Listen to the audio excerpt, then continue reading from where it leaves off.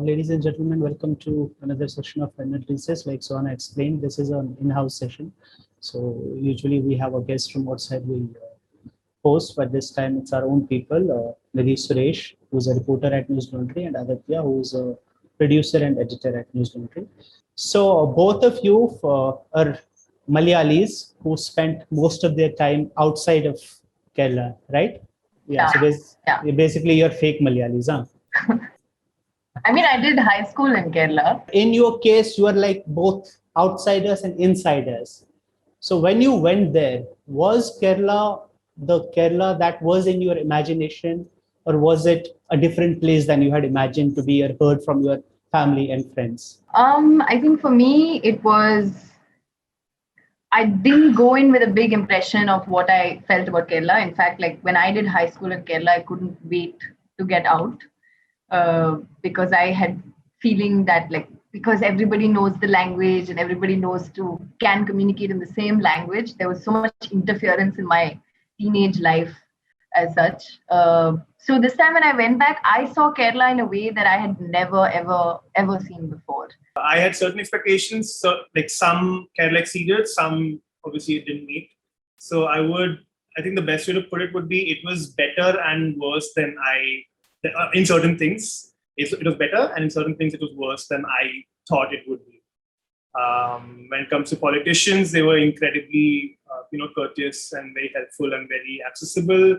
But in their general behavior to the public, to certain situations, to certain policies, they are pretty much the same as the politicians in the north. But the one reason, I mean, even now, Kerala is one of the most affected states. But in Kerala, you don't see the same situation that's in, say, in Delhi or elsewhere. People are dying on the roads for want of stuff. And one reason for that is that Kerala has the state capacity. They have built these hospitals, these community organizations, community health centers, which are helping a lot in this. And they have just announced that they'll do the vaccination for free. What is it different in that relationship between the public and the politicians? I think largely the voters of Kerala recognize that the government is a service provider, and not something that they want. They don't see the government as a champion of their ideologies or someone who would further their ideological cause. They just see that we vote for the government, we pay them taxes, and they're supposed to give us certain services. And that's where that demand comes from. And it's also a long-term investment in certain public infrastructure that has paid its dividends in such situations. They've invested in, say, oxygen facilities, and now they are at a surplus. When we were watching a couple of discussions in regional media there, we were watching journalists in Kerala talk to politicians. They really hold politicians accountable. And they really ask questions. And I think when we were meeting politicians and sort of watching their interaction with people, I personally felt that like a lot of times in the North, I feel like there's a huge fan following. And there is that to certain politicians in Kerala as well, especially people who are actors turned politicians. But largely, I did feel like a lot of politicians are very accessible to people. People are able to really ask them questions. And they do ask questions. And I think it's also the nature of Kerala. It's to really question a lot of things. And that's the general sense that I've got while living there. People, yes, they hold certain people to a pedestal, but they constantly keep questioning them. Two stories really stood out for me. One was the Adivasi story, which you just talked about. The other was the story of Bhagyavati. So just tell us how you found that story and what exactly, I mean, you can read the story and it's all there, what happened, her daughters were raped and then she's fighting for justice. Is there something else you couldn't put that in your report?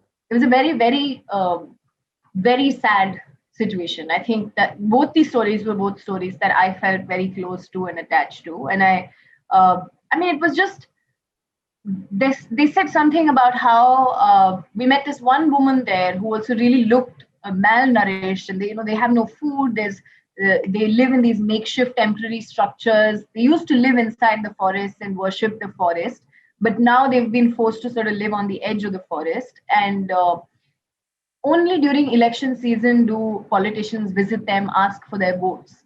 Some of them don't even have ration cards. And especially during this COVID time, they've really struggled and lived only on the goodwill and kindness of activists who work for them. Binu, I think you were talking about when she was pregnant, when she was delivering last year in November, she was starving. There was no food, literally.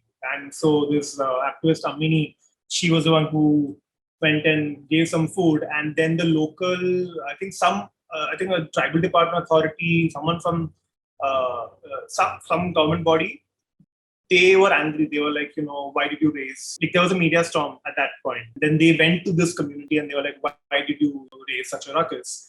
And again, that was also reported. But then, these one-off reporting doesn't really help them much. So Bhagyavati's story actually caught my attention because it was just uncannily similar in many ways to the Hathras case. And you have reported on both. Yeah.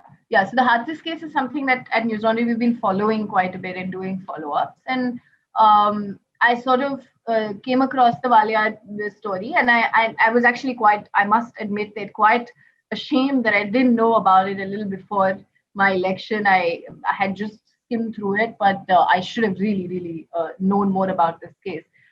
So it almost felt like we just have to do the story. Meanwhile, this mother has really relentlessly been protesting about this. In January, she sat on a fast.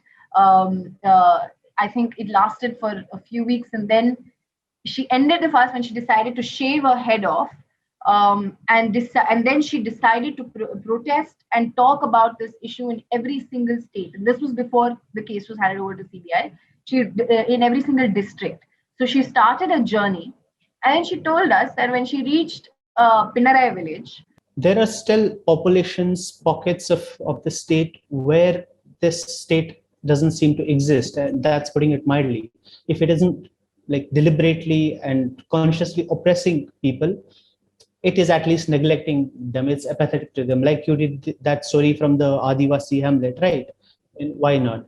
So where is this disconnect? I wouldn't be able to answer as to why, but there are sections like the fishermen. That's one story that we could not do. The new law that's come with regards to fishermen in Kerala has brought a lot of grievance. There's also a general sense that it's very difficult to sort of have a conversation with Pinarayi Vijayan or sort of reach him, or that's one feedback that we got, that they are unable to sort of, with regards to certain issues, and that's something that the Adivasis also told us, that this is an issue that they've been fighting for a very long time, and it's regardless of which government is in power. So speaking of this violence in Kannur, I mean, every election season and even otherwise, this one big story in the North Indian or so-called national media is always, when you talk about Kerala, there is the political violence in Kannur and surrounding areas.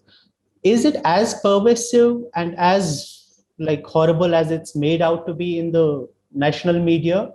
And is it as clear-cut, like there is RSS, there is the left, and they're killing each other? Kerala has party villages where, say if it's a CPI village, then an RSS worker can't even enter the village.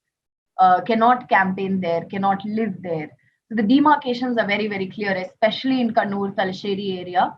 That's the north of Kerala. The demarcations are very clear. Kannur anyway has a very violent history. And there, yes, like when we spoke to a lot of people, I have relatives also staying there. And the common saying there is that, the first two exchanges will be words and then it'll be swords. Just one question I have to ask them, because we all have seen that video. So we all saw what happened on camera with the E. Sridharan interview.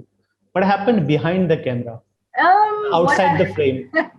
Well, I mean, I'm expecting a lot of questions on E. Sridharan, but... Mufat khoro, muft mein itna hi milega.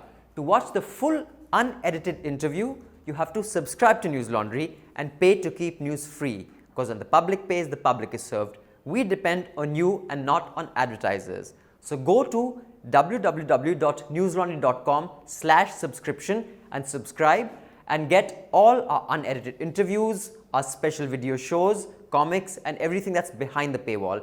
Remember, to subscribe to Newslaundry, you pay just about 10 rupees a day. That's less than, a cigarette, and smoking is injurious to health.